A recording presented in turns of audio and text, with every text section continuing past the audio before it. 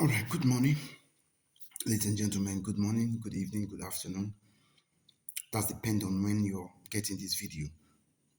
Now, quickly, I want to get this straight to those that want to take a listen and those that want to learn. Now, Paul, in his letters in Ephesians chapter 4, verse 28, encouraged or told us that he said, "He that stole, let him steal no more, but rather let him work with his hands, the things that are good, that he may have to give to others that need it." Therefore, he emphasized on the foundation and the principle of labor. He said, let him labor with his hands so that he may have to give to they that are in need. Now, the idea of, I've read the Bible several times, and then I've not seen where the Bible in the New Testament teaches a principle of giving to be blessed. One of the problems that have corrupted the church in the modern day church is the idea of giving to be blessed. It has eaten up into every minister almost in every churches. Wherever you go, people emphasize money, they emphasize money, they emphasize money, they emphasize giving to be blessed, tithing to be blessed. This is not the New Testament doctrine. There's no Bible verse in the New Testament that shows that when you give, you're going to be blessed. Okay? Your proof of God is not materiality. That you're godly, the sign of your godliness is not when you own cars and houses. You can't give to be blessed. So Paul enjoined us. He told us that we should what? We should labor with our hands so that we'll have. So the principle of prosperity is not in giving, but it's in hard work. All right, it's in hard work. He said in Thessalonians, I believe, he said, "He that do not work, let him not eat." Therefore, to feed and to eat, we must have to invest in labor. And then, where does this idea coming from that when you tithe, you're going to be blessed? When you give, you're going to be blessed. When you sow, you're going to be blessed. There's not like sowing of seed in the New Testament, material seed to be blessed. The Bible is clear on that. You cannot give to be blessed. In fact, when you give, you lose.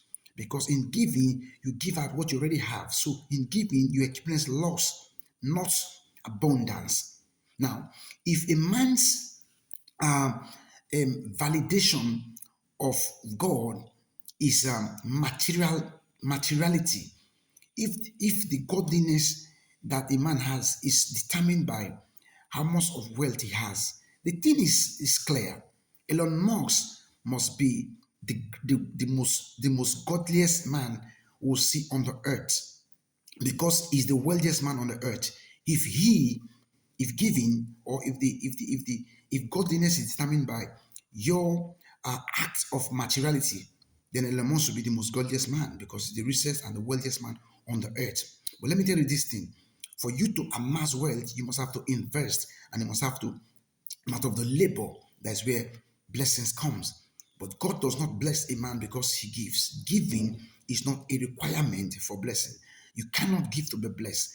That's why I go up against all those pastors that keep preaching tithing to be blessed as a principle, sow seed to be principle, give the principle. There is no Bible verse that teaches you that when you give, you are going to be blessed. The blessing that a man receives, material blessing, are a product of your hard labor and your hard work.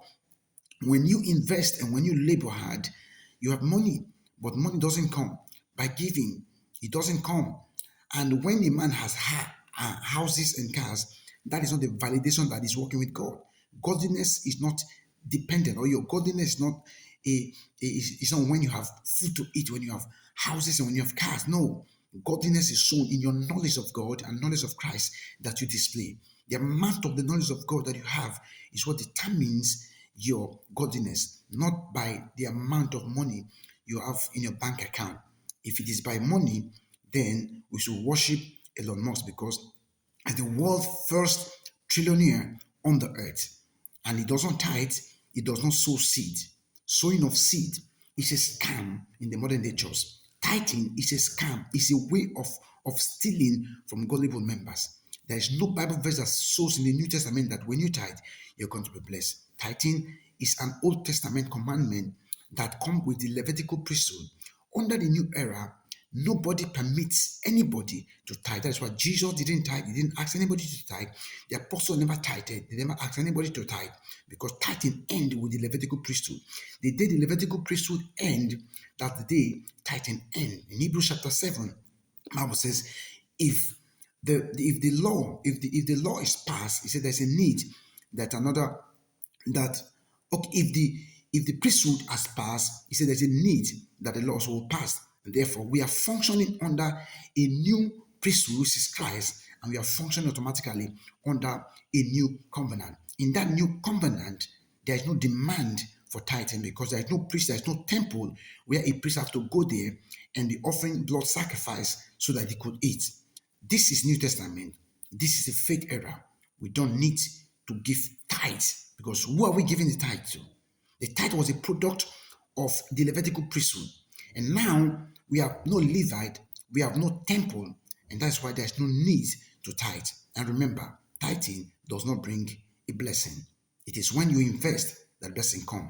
The only way you're deceived is because these pastors gather money from gullible members on daily basis, and then they amass so much wealth as a result of their collecting. And then at the end of the day, they use that as an example to deceive the gullible members that because they are tithing, that's why they are blessed. If you are giving tithes to your pastor, who is your pastor giving tithe to? That's one of the questions that many people don't want to answer. If the members give tithes to the pastor, who is the pastor giving his own tithes to? Listen, ladies and gentlemen, don't be fooled. You have been fooled for a long time. It is time for you to come out from that mire of blindness. Tithing does not bless you. You only lose when you tithe. It's not even a commandment in New Testament. The New Testament teaches of generosity, not a compulsory 10%. God will be very wicked if he keeps you under poverty because you didn't give him 10%. What kind of God, what kind of father is that demanded 10% from his parents, from his children, and if they couldn't give him 10%, he keep them under abject poverty? That is outright wickedness. And God is a loving father. He does not require. James said, every good and every perfect gift comes from him. It came from the Father of light, with whom there is no variableness in the shadow of turning. God is a loving Father. He does not require anything to bless you. The Bible says, he spared not his own son, but he gave him freely for us. And why will he not by the same son freely give us all things? Therefore, everything that God gives to us is free. God does not condition us. He's a loving Father. He's a faithful Father. Whether you pray, whether you don't pray, whether you give, whether you do not give, God keep blessing us. In Genesis chapter 1, God has blessed the earth. And from that moment, every man needs to tap into those blessings that God has invested on the earth to be blessed. You don't need to tithe to be blessed. You don't need to sow a seed to be blessed. What produces material blessing is when you labor, when you meet, when you give, when you add value to society. Money will come, not by giving. If you doubt me, go and sow your seed and go and tithe your tithe, and then sit down somewhere and see whether money will come. And if you do tithe and sit down somewhere money didn't come, then that's the proof that your tithing does not produce money. How will you tithe and still go and work before money comes? Then you attribute your success to tithing. It's stupidity. You are working and then you're tithing. Then you attribute your gain to tithing. That is how daft African could be. That's how daft some people could be. You cannot be working and be tithing and then attribute your blessing and success as a result of your tithe. No, your success comes because you're working. Because if you don't work, there will be no way you succeed, even if you've tithed. So listen to me, ladies and gentlemen. Your productivity, your material success doesn't come because you gave. Your material success comes as a result of your hard work and your labor. Not because you sow a seed, not because you gave. There is no verse that shows in the New Testament that giving produces more money. Money does not come by giving. Money is not tied to giving. Money is tied to industry, to labor, and to hard work. I want to take this home and shame all those prosperity gospel preachers. They are not like the prosperity gospel in the entire Bible. It's a scam, it's a scheme for persons to use members that are dull in reading and in studying the Bible. When you begin to study your Bible, you understand that you only make more money materially when you invest and labor, not in giving. God bless you. Until we meet again.